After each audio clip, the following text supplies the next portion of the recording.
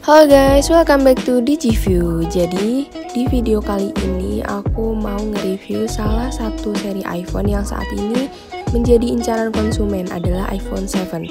Pertama kali diperkenalkan pada September 2016. Sudah hampir 4 tahun smartphone ini beredar di pasaran dan masih menjadi incaran banyak orang.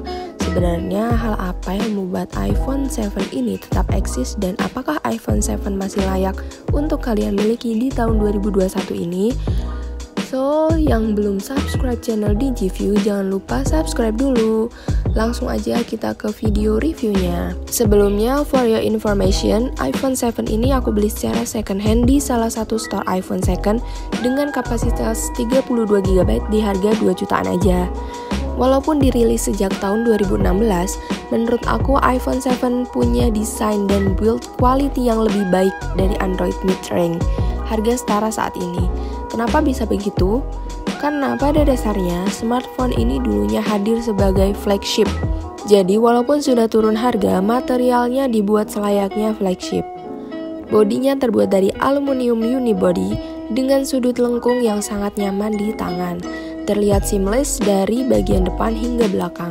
Dengan bobot hanya 138 gram dengan ketebalan 7,1 mm.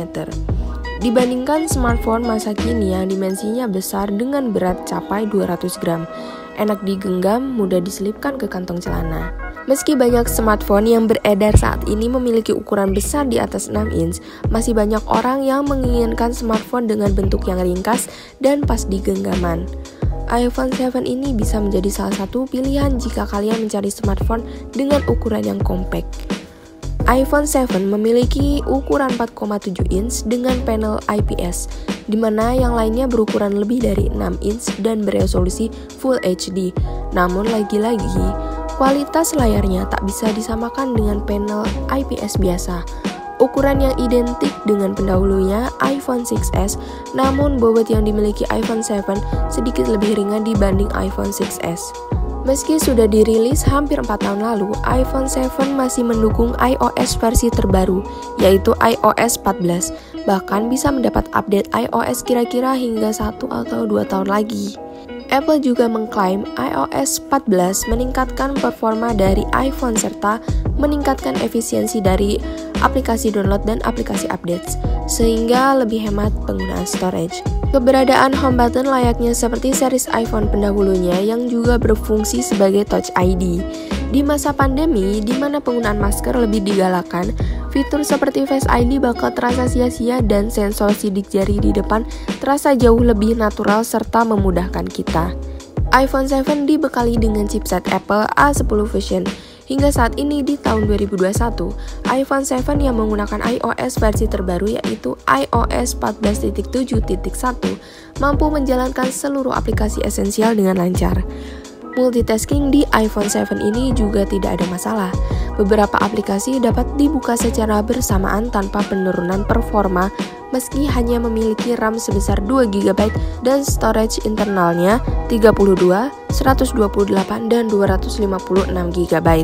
Jadi secara performa memang masih cukup oke, tapi sepertinya berkat efisiensi yang tak sebagus smartphone masa kini membuat iPhone 7 lebih cepat panas. iPhone 7 memiliki kualitas lebih unggul untuk sosial media dibandingkan smartphone Android. iPhone 7 yang dibekali kamera utama 12MP serta kamera selfie 7MP memiliki kualitas kamera yang cukup baik, masih cukup untuk penggunaan pemotretan ringan. Dari segi fitur, kamera iPhone 7 memiliki fitur HDR dengan perekaman hingga 4K 30fps.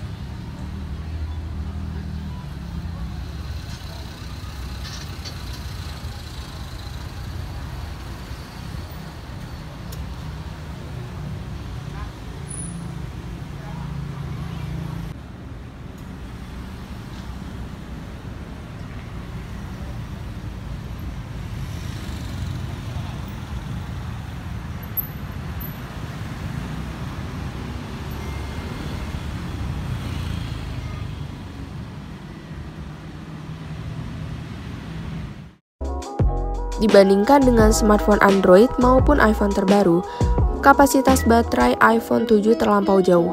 Smartphone keluaran terbaru rata-rata memiliki kapasitas baterai di atas 3000 mAh, sementara iPhone 7 hanya memiliki kapasitas baterai 1960 mAh.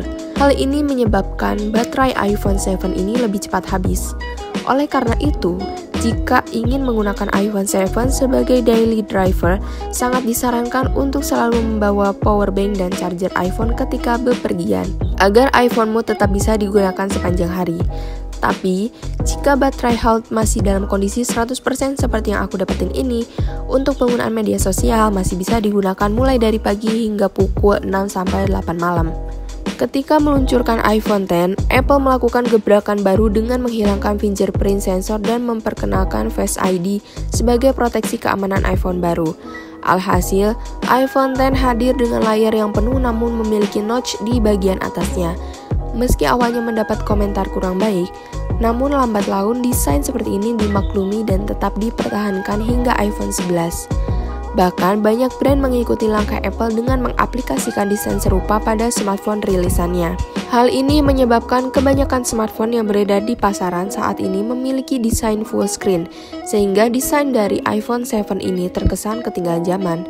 Berdasarkan review iPhone 7 yang sudah disebutkan, jawaban untuk pertanyaan apakah iPhone 7 masih layak dimiliki di tahun 2021 adalah masih layak untuk dimiliki. iPhone 7 ini cocok untuk pengguna baru yang ingin mencoba ekosistem produk Apple dan untuk pengguna iPhone versi lama seperti iPhone 5S atau iPhone 6 yang ingin mengupgrade perangkatnya dengan budget yang minim. Cuma ya perhatikan beberapa kekurangan lainnya, seperti baterai boros yang kurang cocok untuk mobile gamer, prosesor yang meski tidak lambat tapi lebih mudah panas saat jalankan aplikasi berat, serta kamera yang kurang di kondisi low light. Yang suka video aku jangan lupa like, dan yang udah pakai iPhone 7 atau pernah pakai iPhone 7 bisa berbagi pengalamannya di kolom komentar di bawah ya. So, segitu aja video review singkatnya. Semoga video ini bermanfaat buat kalian. See you in the next video. Bye bye.